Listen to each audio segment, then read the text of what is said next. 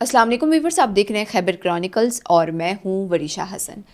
آج کی pod cost میں ہم بات کریں گے کہ پاکستان تو بہت عرصے سے ہی افغانستان سے ہونے والی دہشت گردی کا شکار رہا ہے، لیکن اب یہ دہشت گردی کا یہ دائرہ صرف پاکستان تک محدود نہیں رہا۔ ہم نے دیکھا ہے کہ کچھ دنوں پہلے وائٹ ہاؤس کے قریب حملہ ہوا اور اس میں افغان شہری پایا گیا زخمی حالت میں، رحمان اللہ لکھنوال کے نام سے۔ اس کے بعد ہم نے دیکھا ہے کہ تاجکستان میں حملہ ہوا، 3 چینی ماہرین مارے گئے، ہلاک ہوئے، ڈرون حملے کے تھرو یہ حملہ ہوا تھا۔ اب ایک اور واقعہ سامنے آیا ہے کہ جس میں 2 چینی پھر سے ہلاک ہوئے ہیں تاجکستان سے ہی، اور یہ واقعہ پھر سے افغانستان کی سرزمین سے ہوا ہے۔ یہ سوال یہاں پہ یہ پیدا ہوتا ہے کہ صرف افغانستان اور تاجکستان تک یہ مسئلہ نہیں رہا، بلکہ یہ مسئلہ اب چین تک بھی چلا گیا ہے۔ یعنی افغانستان کے ہمسایہ ملک پاکستان صرف اس چیز کا شکار نہیں، اب چائنا بھی اس چیز کا شکار ہو چکا ہے، دہشت گردی کا۔ اور وہ چائنا جنہوں نے ہر ڈیولپمنٹ میں، ہر ٹریڈ میں افغانستان کی مدد کی، وہ بھی اب دہشت گردی کا شکار ہو چکے ہیں۔ آج کی پوڈ کاسٹ میں ہم اس بارے میں بات کریں گے کہ یہ ریجنل اسٹیبلٹی پر اس کا کتنا اثر ہوگا۔ ہمارے ساتھ اس وقت اس اسٹوڈیو میں موجود ہیں سینئر صحافی و تجزیہ نگار فدا عادل صاحب۔ السلام علیکم سر۔ وعلیکم السلام۔ بہت شکریہ سر آپ کی قیمتی وقت کا۔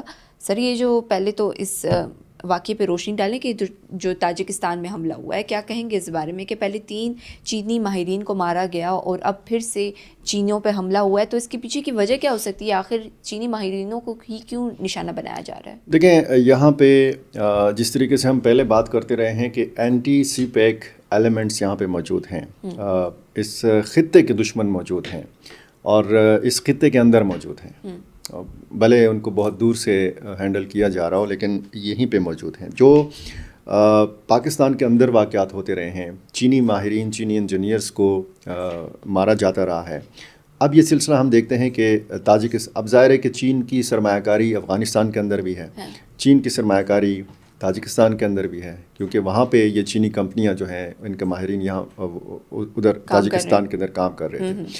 جو رد عمل آیا ہے تاجکستان کے صدر کا، انہوں نے ایک ہنگامی سیکیورٹی اجلاس بلایا، اس میں تمام سیکیورٹی اداروں کے اور وہاں کے انٹیلیجنس جو حکام ہیں ان کو طلب کیا، سارا جائزہ لیا گیا۔ 1000 سے زیادہ کلومیٹر تک جو سرحد ہے تاجکستان اور افغانستان کی، اس سرحد پر خصوصی جو ایک نگرانی کا عمل ہے اس کا سرنو جائزہ لیا گیا، بریفنگ دی گئی ان کو، اور جب ان کو یہ بتایا گیا کہ جی یہاں پہ خامیاں ہیں تو انہوں نے ہدایات دی کہ یہ خامیاں دور کر لیں ہم۔ اس اجلاس کی ضرورت اس لیے محسوس ہوئی کہ جیسے آپ نے کہا، پہلے 3 پھر 2 چینی لوگوں کا مارا جانا اور اس میں پھر افغان سرزمین کا استعمال۔ بدخشاں کے جو طالبان حکام ہیں انہوں نے تو دعویٰ کیا ہے کہ ہم نے 2 مشتبہ افراد کو گرفتار کیا ہے جو ان حملوں میں ملوث ہو سکتے ہیں۔ اب یہاں پہ دیکھیں، جماعت انصار اللہ کی بھی پریزنس ہے اس خطے میں، اس علاقے میں، اور جب آپ اس علاقے پر نظر ڈالتے ہیں تو بدخشاں اور بدخشاں سے آگے پھر چین کی حدود شروع ہو جاتی ہیں، اور پھر تاجکستان کی سرحد ہے، اور پھر یہیں پہ واخان کوریڈور کا تذکرہ ہم بار بار سنتے ہیں خبروں میں، اور پھر یہ بہت ایک تشویشناک صورتحال ہے افغان طالبان کے لیے اگر وہ سمجھیں تو، بالکل، اور اگر وہ سمجھیں کہ جی ایک واقعہ ہو گیا، اس میں کچھ گرفتاریاں بھی ہو گئیں، بس ختم، وہ تو پاکستان پہ بھولے ہوئے ہیں، یہ بات دیکھیں ختم نہیں ہو جاتی۔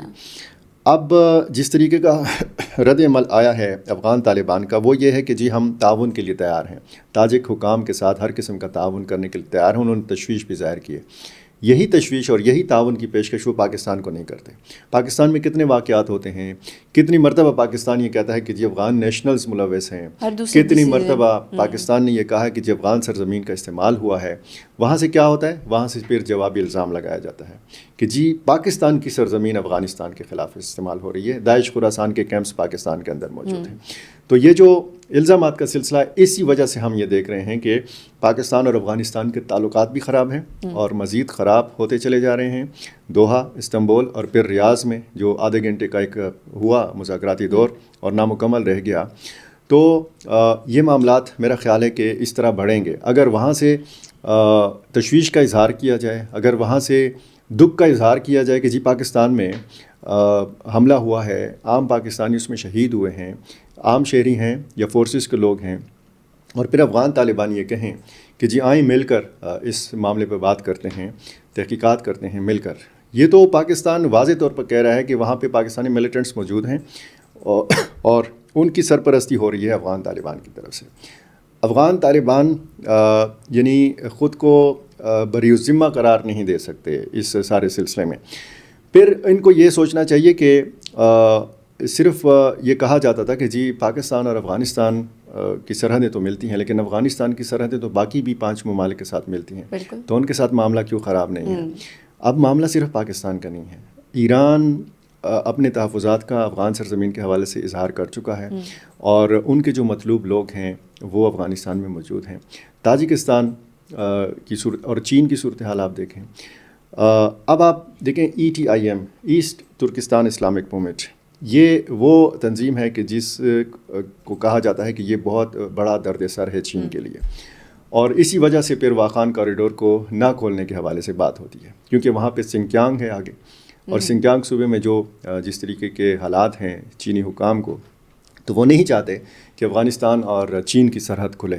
تو اگر دنیا بھر کے ساتھ وہ سفارتی تعلقات بڑھا رہے ہیں، طالبان اگر تجارتی تعلقات بھی بڑھا رہے ہیں، طالبان اگر پاکستان سے ہٹ کے متبادل تجارتی راستوں کی تلاش میں بھی ہیں، تو ان کو یہ تو سوچنا چاہیے کہ باقی پڑوسی ممالک کے ساتھ ان کے کیا معاملات چل رہے ہیں، ایران کے ساتھ ان کے کیا معاملات ہیں، افغان مہاجرین کا معاملہ یا پھر پانی کے جو تنازعات ہیں وہ آپ دیکھیں، اور پھر ابھی تاجکستان کے ساتھ. اب تاجکستان اور افغان طالبان کے روابط بھی رہے ہیں، لیکن تعلق اس طریقے کا ٹھیک نہیں ہے. یعنی پہلے نمبر پہ اگر کوئی ملک افغانستان کے ساتھ جس کے کشیدہ تعلقات ہیں وہ پاکستان بن چکا ہے بدقسمتی سے. دوسرے نمبر پر تاجکستان ہے.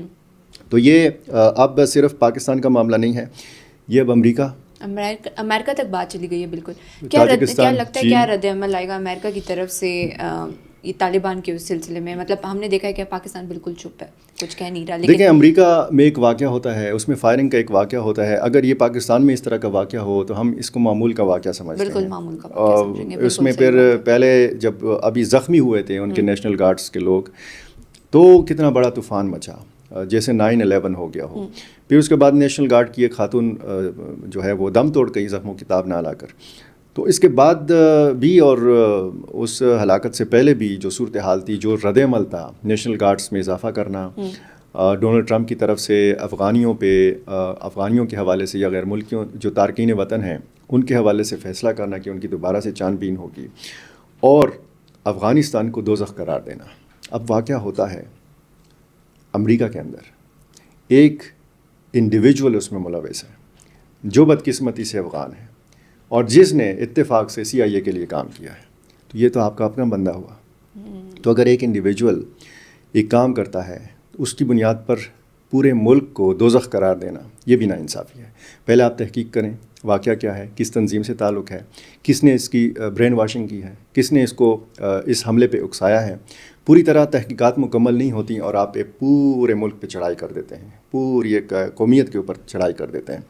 یہ میں بار بار کہتا ہوں کہ جیسے پاکستان میں بھی افغان مہاجرین کا معاملہ ہے، تمام کے تمام افغان، چاہے وہ افغانستان کے اندر ہیں، چاہے وہ افغانستان سے باہر ہیں، چاہے وہ مہاجرین کی صورت میں کسی بھی ملک کے اندر ہیں، یہ تمام کے تمام دہشت گرد نہیں ہیں، یہ تمام کے تمام کرمنلز نہیں ہیں.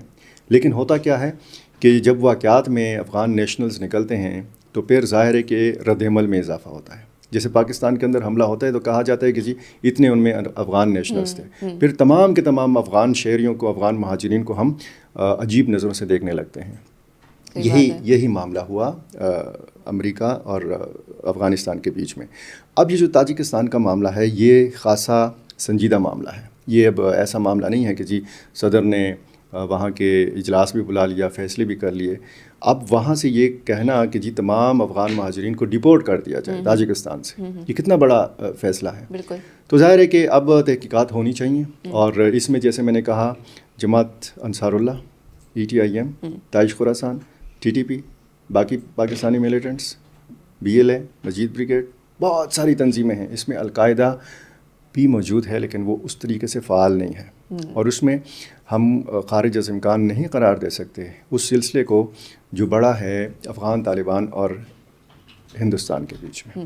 ہندوستان دیکھیں پراکسیز کا استعمال کرے گا، ہندوستان یہ کرے گا دیکھیں یہ پاکستان کو اور چین کو دونوں کو نقصان پہنچانے کی کوشش ہے. اگر چین اپنی سرمایہ کاری لپیٹ لیتا ہے اس علاقے سے، اس ریجن سے، جس میں سی پیک 2 میں افغانستان کی شمولیت کی بات ہو رہی ہے. سی پیک 2 کے ذریعے وسط ایشیا تک رسائی کی بات ہو رہی ہے. یعنی چین افغانستان کے ساتھ براہ راست اپنا سرحد نہیں کھول رہا، وہ سی پیک کے تھرو یعنی پاکستان کے تھرو چاہتا ہے کہ افغانستان اور پھر وسط ایشیا کی ریاستیں، اب وہاں سے اگر وہ سمیٹ لیتا ہے تو پھر نقصان کس کا ہے؟ چین کا بھی ہے اور پاکستان کا بھی ہے. تو پھر ڈائریکٹ جو ایک حملہ کیا تھا ہندوستان نے، اور جس طریقے سے مئی 2025 میں جواب ملا تھا، اب تو وہ 1000 مرتبہ سوچے گا. تو پھر یہی ایک طریقہ رہ جاتا ہے کہ اسی طریقے سے سازش کر کے، اور پھر اس کی جب مکمل تحقیقات سامنے آئیں گی تو ظاہر ہے کہ ہوش آپ کے بھی اڑنے ہیں اور میرے بھی اڑنے ہیں، کیونکہ ایسے واقعات میں بہت زیادہ پلاننگ کی جاتی ہے. یہ ایسا نہیں ہے کہ جی وہاں پہ ایک اتفاق سے حملہ ہو گیا، اتفاق سے 3 اور پھر 2 چینی، صرف چینی شہری کیوں مارے جاتے ہیں؟ اس کے پیچھے بہت بڑا ایجنڈا ہے. آپ کو لگتا ہے کہ اس کے پیچھے انڈیا بھی ملوث ہے؟ ہو سکتا ہے، خارج از امکان اس کو نہیں قرار دیا جا سکتا. مکمل تحقیقات افغان طالبان کو بھی کرنی چاہیے اور مکمل طور پر اس کی تہ تک، اس کی جڑ تک پہنچنا چاہیے. کون سی ایسی قوتیں ہیں کہ جو افغان طالبان اور چین کے تعلقات کو خراب کرنا چاہتی ہیں، طالبان اور تاجکستان کے تعلقات کو خراب کرنا چاہتی ہیں، اور کون سی وہ قوتیں ہیں جو سرگرم ہیں، جو نہیں چاہتی یہ قوتیں کہ پاکستان اور افغانستان کے معاملات ٹھیک ہوں. اچھا سر، نارتھ وزیرستان میں اسی شاہ ولی اور 2 پولیس آفیسروں کو مارا گیا، کیا کہیں گے یہ ٹارگٹ میں پولیس آفیسروں کو کیوں نشانہ بنایا جاتا ہے؟ مطلب ایف سی ہیڈ کوارٹر کو ہم نے دیکھا کہ نشانہ بنایا گیا، بنو میں بھی، پشاور میں بھی، اور دونوں کو ایک ہی اسٹریٹجی سے جو ہے وہ حملہ کیا گیا. کیا کہیں گے اس بارے میں؟ دیکھیں، ایک تو بلوچستان میں ایف سی ہیڈ کوارٹر پر حملہ ہوا، پھر اس سے پہلے ہم نے بنو کینٹ کے اوپر 2 یا 3 ایسے حملے دیکھے جس میں حکمت عملی ایک ہی استعمال کی گئی. بنو ایف سی لائن کے اوپر جو حملہ کیا وہ، اور پھر F C headquarter Peshawar پر جو حملہ کیا گیا وہ بھی اسی حکمت عملی کا حصہ تھا. یہ الگ بات ہے کہ یہاں پہ پیدل خودکش حملہ آور استعمال ہوا. صحیح. اور پھر نوکنڈی بلوچستان میں جو ہوا، جس میں ایک خاتون حملہ آور جو ہے اس کا استعمال کیا گیا. ٹھیک ہے، تو یہ بہت سارے واقعات بلوچستان خیبر پختونخوا میں ہو رہے ہیں. اب جس ریجن کی آپ نے بات کی ہے بنو کی، اب بنو ڈویژن، ڈیر اسماعیل خان ڈویژن، اس میں سرکاری ملازمین پر عرصہ حیات تنگ کر دیا گیا ہے. یہاں پہ شام کے بعد پولیس کی پٹرولنگ نہیں ہوتی، پولیس تھانوں تک یا چوکیوں تک محدود ہو جاتی ہے، اور وہاں پہ ٹارگٹ کلنگ کے واقعات جو ہیں یہ بڑھ رہے ہیں. اب اسسٹنٹ کمشنر جو میران شاہ ہیں، شاہ ولی وزیر، یہ ایک پیشی کے سلسلے میں وہاں سے میران شاہ سے آ رہے تھے بنو. یہاں پہ بنو میران شاہ روڈ پہ علاقہ ہے معصوم آباد، محمد خیل کا علاقہ ہے. یہاں پہ ان کو نشانہ بنایا گیا. 2 پولیس اہلکار اس میں شہید ہوئے ہیں، ایک سویلین اس میں شہید ہوا ہے، اور ایک یہ اسسٹنٹ کمشنر جو ہے جو انہوں نے پھر ایک شہید کیا، پھر اس گاڑی کو آگ لگا دی، نظر آتش کر دیا. گاڑی پوری طرح جلی ہوئی ہے، اور ان کی میت ظاہر ہے کہ وہ بھی دیکھنے لائق نہیں ہے.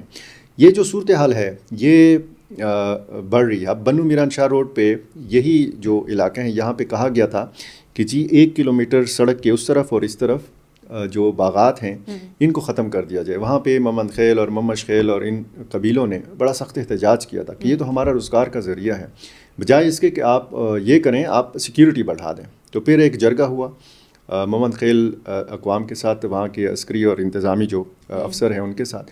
اس میں یہ فیصلہ ہوا کہ جب کرفیو کا نفاذ کیا جائے گا تو 1 کلومیٹر سڑک کے اس طرف اور اس طرف سفید جھنڈے لگائے جائیں گے، اور پھر وہاں پہ لوگوں کی موومنٹ نہیں ہوگی کرفیو کے دوران. تو یہ بھی ٹھیک ہے، مطلب لوگ بھی گزارا کر رہے ہیں، لوگ بھی قربانی دے رہے ہیں.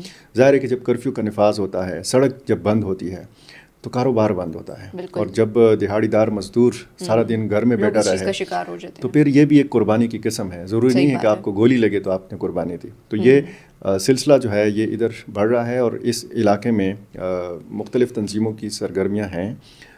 سڑک پہ آنا، کچھ دیر کے لیے ویڈیو بنا کے چلے جانا، تو اس سے یہ ظاہر کرنے کی کوشش کرتے ہیں کہ جی ہماری ریٹ ہے وہاں پہ. اب دیکھنا ہے، اب اس میں وہی بات آ جاتی ہے کہ ہمیں یکسوئی نہیں نظر آتی کہ ہم نے کرنا کیا ہے، اس معاملے کو نمٹانا کیسے ہے.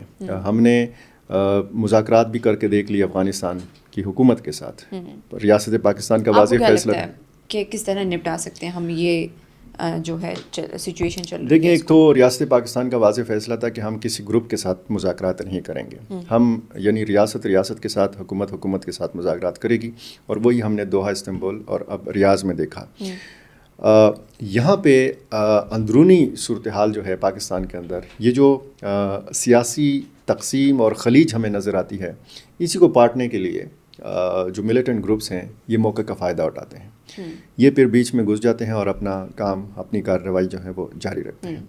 ہماری سیاسی جو قیادت ہے، اتفاق نہیں ہے، ایک معاملے پہ اتفاق نہیں ہے. کرنا کیا ہے، کیسے کرنا ہے، اور بات کرنی ہے یا نہیں کرنی، آپریشن کرنا ہے یا نہیں کرنی. تو یہ معاملہ جو ہے یہ خاصا گمبھیر ہوتا چلا جا رہا ہے. اور جب تک ایک لانگ ٹرم پالیسی نہیں بنے گی، جیسے ہم کہتے ہیں کہ آپریشنز ہوئے اور پھر علاقہ کلیئر ہو گیا، متاثرین تھے وہ واپس چلے گئے، دہشت گردوں کی کمر توڑ دی گئی، پھر وہ واپس آ جاتے ہیں. اب دیکھیں 15 سال پہلے اگر کوئی ملٹری آپریشن ہوا تھا اور اس وقت ایک بچے کی عمر 5 سال تھی، تو آج اس بچے کی عمر 20 سال ہے. ٹھیک ہے، اس 15 سالہ دور میں اس نے کیا دیکھا، اس کے ذہن میں کیا ہے؟ اس نے خیمہ دیکھا، اس نے راشن تقسیم ہوتے دیکھا قطار میں کھڑے ہو کے. وہ تعلیم سے محروم ہے، وہ اسکل سے محروم ہے. صحیح بات ہے. تو وہ جب 18-20 سال کا نوجوان ہو گیا تو اس نے کرنا کیا ہے؟ تو اس کا کاروبار بھی جب اس طرح کے حالات ہوں گے تو وہ کاروبار کیا کرے گا؟ اور جب وہ پڑھا لکھا نہیں ہے، جب اس کے پاس اسکل نہیں ہے، تو پھر تو یہ بہت آسان ہو جاتا ہے کسی تنظیم کے لیے کہ اس کو 15,000 روپے پہ رکھ لے، اس کو بندوق دے دے، اس کو موٹر سائیکل دے دے. ٹھیک ہے، تو یہ صورتحال ہے. ہم نے ذہن سازی نہیں کی، ہم نے ایک لانگ ٹرم پالیسی نہیں بنائی. ہم نے کچھ دنوں کے لیے آپریشن کیے، علاقہ خالی کروایا لوگوں سے، لوگوں کو جب واپس بیچا تو ہم نے بڑا فخری انداز میں کہا کہ جی یہ آپریشن کامیاب ہو گیا ہے. وہاں سے ملیٹنٹ اگر بھاگنے میں کامیاب ہو گئے تو وہ کدھر گئے؟ وہ پھر کون سا ایسا میکینزم ہے کہ وہ واپس نہ آ سکیں؟ یہ ساری صورتحال ہے کہ جس کی وجہ سے ہمیں غور کرنا چاہیے. بالکل. اچھا سر، آپ نے کہا کہ ہماری سیاسی جو تقسیم ہے اور پارٹیز میں اتفاق نہیں ہے. ہم کے پی کے حوالے کے خیبر پختونخوا کی حکومت کے حوالے سے سوال کروں گی کہ خیبر پختونخوا کی حکومت میں جس طرح آپ نے دیکھا وزیر اعلیٰ اسلام آباد میں ہوتے ہیں، اور کہا جا رہا ہے کہ خیبر پختونخوا کے حالات اس قدر ہو گئے ہیں کہ گورنر راج لگانے کی بات چل رہی ہے. کیا کہیں گے اس بارے میں؟ گورنر راج لگانے تک کی نوعیت کیوں آ گئی ہے؟ دیکھیں، گورنر راج کی نوبت کیوں آ گئی ہے، یہ تو ظاہر ہے کہ میرا خیال ہے کہ کچھ خبریں آپ کی توجہ ہٹانے کے لیے بھی پھیلائی جاتی ہیں. کچھ معاملات ایسے ہوتے ہیں کہ دہشت گردی سے بہت سارے دیگر معاملات ہیں کہ آپ ان پہ بات نہ کریں، آپ پھر اس معاملے پہ بات کریں. اب وزیر اعلیٰ جب اسلام آباد میں بھی ہوتے ہیں، اگر وہ اڈیالہ کے سامنے بھی ہوتے ہیں، تو ان سے اس دن پریس کانفرنس میں بھی یہی سوال پوچھا گیا. تو انہوں نے کہا کہ گورننس ہماری چل رہی ہے، میں پوری طرح رابطے میں ہوتا جب اسلام آباد میں بھی ہوتا ہوں، اور پھر یہاں پر بھی وہ میٹنگس کر رہے ہیں. اگر ان کو اپنے لیڈر سے نہیں ملنے دیا جا رہا تو اگر وہ مل لیں، ایک 3 منٹ کے لیے مل لیں، اس میں حرج کیا ہے؟ اور اگر وہ ان کی خیریت دریافت کر لیں، پھر یہ جو ایک رد عمل آتا ہے، جو ایک ری ایکشن ہم سوشل میڈیا پہ دیکھتے ہیں، وہ پھر نہ ہو. سوال یہ ہے کہ ہمارے جو پالیسی ساز ادارے ہیں وہ اپنی جو انائیں ہیں وہ سائڈ پہ کیوں نہیں رکھتے؟ جو بھی ہے، جس لیول کا بھی ہے، ہم نے اس اپنے شہر کا سوچنا ہے، اپنے صوبے کا، اپنے ملک کا سوچنا ہے. دیکھیں، ملک ہے تو ہم ہیں، ملک ہے تو ہمارے پاس اختیار بھی ہے اور ہمارے پاس عہدے بھی ہیں. ٹھیک ہے، یہ ملک جو ہے یہ جل رہا ہے، اور اس آگ کی تپش وہی لوگ محسوس کر رہے ہیں جو بہت زیادہ اس آگ کے قریب ہیں. اگر بڑے شہر میں حملہ ہوتا ہے تو پھر بہت زیادہ افراتفری ہو جاتی ہے. جی، اور یہ روزانہ کا معمول جو جس طرح کا بنو کا واقعہ ہے. تو سوچنا ہے، ہمارے پالیسی سازوں کو بھی سوچنا ہے، ہماری سیاسی قیادت کو بھی سوچنا ہے کہ ہم نے اپنی سیاسی لائن چھوڑ کر صرف ایک نقطے پر متفق ہونا ہے، صرف ایک لفظ پہ متفق ہونا ہے، اور وہ لفظ ہے پاکستان. بالکل. بہت شکریہ سر آپ کا اور آپ کی قیمتی وقت کا. یہیں پہ ہماری پوڈ کاسٹ کا اختتام ہوتا ہے. اپنی رائے کا کامنٹ سیکشن میں اظہار ضرور کیجیے. ملتے ہیں اگلی پوڈ کاسٹ میں نئے مہمان کے ساتھ، نئے سوالات کے ساتھ. تب تک کے لیے اللہ حافظ.